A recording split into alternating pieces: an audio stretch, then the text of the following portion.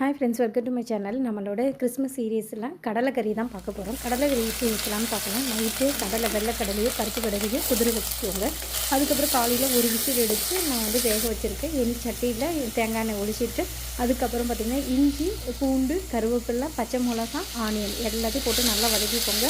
அதுக்கப்புறம் பார்த்திங்கன்னா மட்டன் மசாலா பொடி, அதுக்கப்புறம் ஒரு ஸ்பூனு மஞ்சள் பொடி எல்லாத்தையும் போட்டு நல்லா வதக்கி எடுத்துகிட்டு கறி மசாலாவும் போட்டு நான் வதக்கிட்டேன். அதுக்கப்புறம் தக்காளியும் சேர்த்து நல்லா வதக்கி எடுத்துகிட்டு நான் இப்போ என்ன பண்ணேன்னா இதுலேருந்து சட்டி வேறு இதில் மாற்ற போகிறேன். ஏன்னா குக்கரில் கடலையும் மிக்ஸ் பண்ணி அந்த மசாலாவோடு மிக்ஸ் பண்ணி குக்கரில் போட்டுட்டு அதுக்கப்புறம் பார்த்திங்கன்னா நம்ம கேரட்டும் பொட்டேட்டோவும் போதும். அதை இதில் மிக்ஸ் பண்ணிவிட்டு நம்ம 2-3 விசிலுக்கு வச்சு நல்லா வேக வச்சு எடுக்கணும்.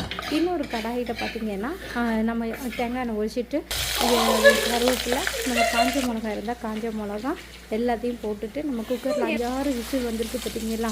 அது அந்த இடையில நான் சிக்கன் மசாலாவும் அதுக்கப்புறம் பார்த்திங்கன்னா நம்ம சென்னா மசாலா பொடி, அதுக்கப்புறம் சில்லி மசாலா எல்லாத்தையும் மிக்ஸ் பண்ணிட்டோம். இன்னைக்கு லாஸ்ட்டாக கொரியாண்டர் லீஃபை போட்டு நல்லா இது பண்ணுங்கள். நல்ல ஒரு சென்னா மசாலா